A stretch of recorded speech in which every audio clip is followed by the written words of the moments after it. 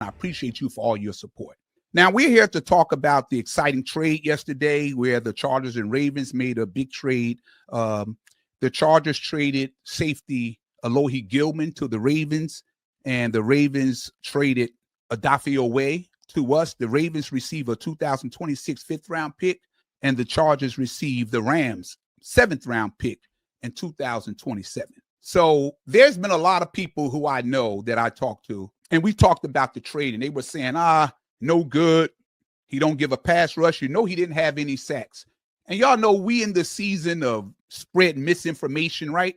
So I like to do my own research and find out for myself. I just don't everybody throwing anything out there, you go with it. I do my research and see, okay, if he's not good. Okay, so let's talk about it.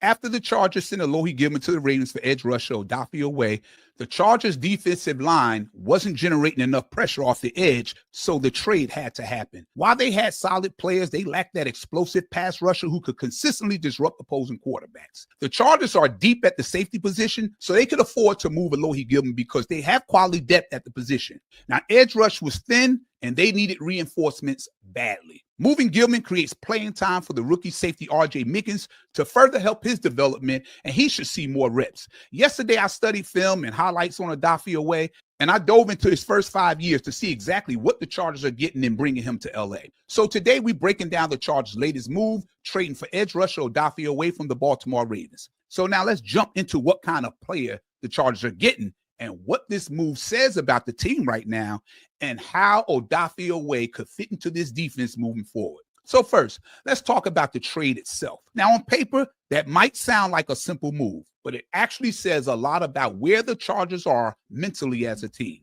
Let's look at these injuries. Khalil Mack is on IR with the dislocated elbow and a defense that just hasn't generated enough consistent pressure.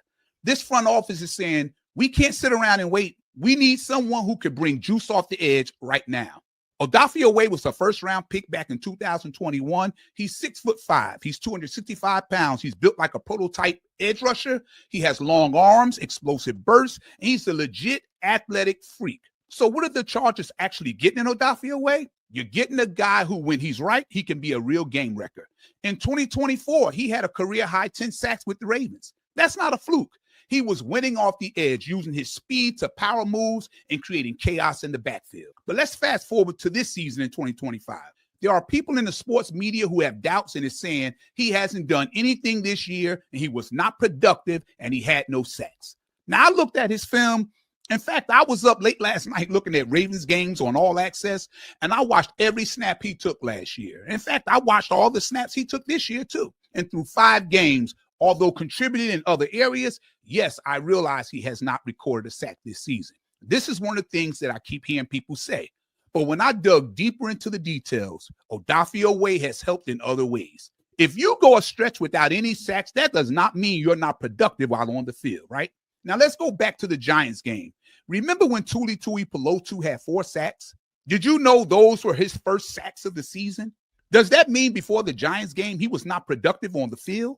Let's jump into it and see. Before his 4-sack game against the New York Giants in week 4, Tuli had not recorded a single sack.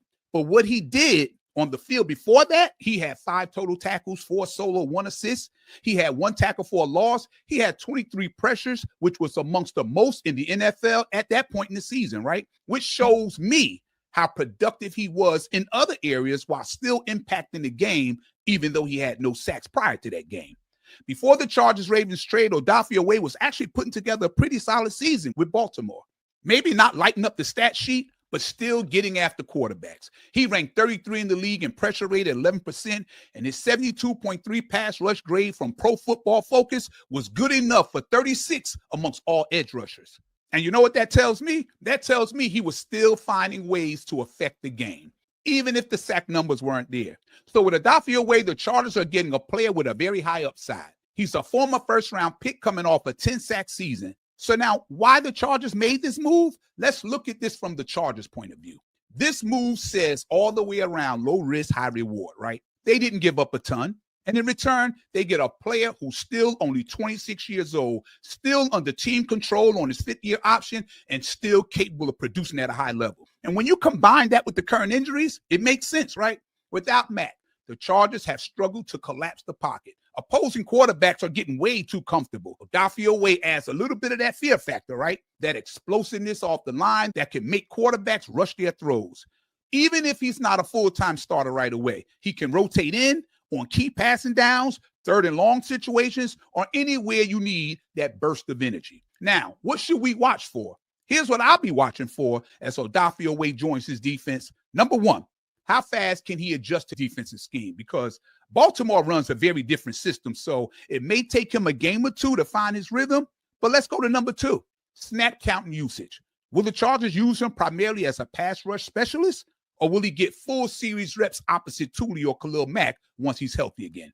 And number three, consistency, right? That's been the biggest question mark with Odafe Oweh. When he's hot, he looks like a top-tier edge rusher, but he's got to put together solid back-to-back games, not just flashes. Now, here's the big picture. This move also says something bigger about the mindset of this Chargers team. They're not sitting back. They're not making excuses about injuries or waiting for next season. They're trying to win now. Of course, they have holes in that offensive line that needs attention. And maybe, yes, they do need to add another running back. But this move assures the fans we are trying to win now. And that's all you can ask for, right? And honestly, that's what you want to see. When a front office and coaching staff keep trying to find answers, even mid-season, it shows they believe this team can still compete. Odafe Oweh is not coming here to be a savior. He's coming here to fill a role, bring some juice, and help this defense get off the field on third down. And if he can give the Chargers 4 to 6 sacks the rest of the way, force a few pressures, maybe a strip sack or two, that could be the difference between winning or losing those close games we always seem to find ourselves in. So, Boat fam, listen. The Chargers just added some power off the edge with Odafe Oweh. And the question now is simple. Can he bring that Baltimore burst to Los Angeles and help this defense find its swagger again? Now, let me know what you think. Is this a move you like? Do you think Odafe Oweh can make an impact right away? Drop your comments and thoughts, and you can also hit me up on